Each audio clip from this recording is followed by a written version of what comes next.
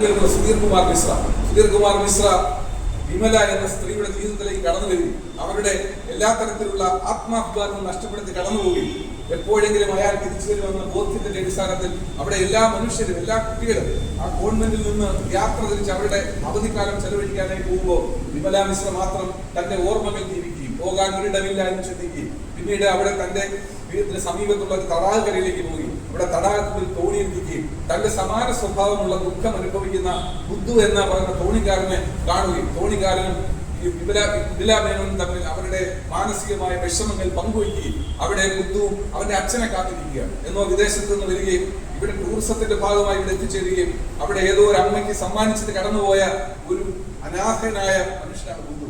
ആ ബുദ്ധു പ്രതീക്ഷിക്കുന്നു എന്നെങ്കിലും തന്റെ അച്ഛൻ ഒരു നാൾ വരും. അയാളെ കണ്ടെത്താനുള്ള ശ്രമത്തിലാണ് ബുദ്ധു അവിടെ ജീവിക്കുന്നത്. അതുപോലെ ക്യാൻസറിന്റെ പിന്നിൽ അകപ്പെട്ടുകൊണ്ട് ജീവിതം ഒരു വലിയ ദുരന്തമായി മാറുന്ന ഘട്ടത്തിൽ പോലും ആത്മധൈര്യം നഷ്ടപ്പെടുത്താതെ എപ്പോഴും വിമലയോടൊപ്പം സഞ്ചരിക്കാൻ ശ്രമിക്കുന്ന സർദാർജി. ഈ കഥാപാത്രങ്ങളെല്ലാം നമ്മുടെ മനസ്സിൽ ഒരിക്കലും അരിയാത്ത, നമ്മുടെ മനസ്സിൽ ഒരിക്കലും ഉറങ്ങാത്ത, നമ്മുടെ മനസ്സിനെ എപ്പോഴും ഉത്തരവിപ്പിക്കുന്ന, നമ്മെ ചിന്തിപ്പിക്കുന്ന, വീണ്ടും വീണ്ടും വായിക്കാൻ ആഗ്രഹിക്കുന്ന നോവലായി മാറ്റുന്നു. യഥാർത്ഥത്തിൽ മലയാളത്തിൽ സംഗീതാത്മകമായി നമ്മുടെ മനസ്സിലേക്ക് നിറഞ്ഞു തുളുമ്പുന്ന ഏറ്റവും മനോഹരമായ ഒരു കാവ്യ പുസ്തകമാണ് മഞ്ഞ് എന്ന നോവൽ. യഥാർത്ഥത്തിൽ മഞ്ഞൊരു നോവലല്ല, അതൊരു കവിതയാണ്. അതിലെ അക്ഷരങ്ങൾ നമ്മെ പ്രമുഖിക്കും, അത് നമ്മെ പ്രചോദിപ്പിക്കും, അത് നമ്മെ പിന്തുണയ്ക്കും, നമ്മെ പിന്തുടരും. സംഗീതാത്മകമായി നമ്മെ അത് താരാട്ടുപാടി ഉയർത്തും എന്ന നിലയിലേക്ക് അതിന്റെ സംഗീതാത്മകത തുളുമ്പുന്ന വാക്യങ്ങളിലൂടെ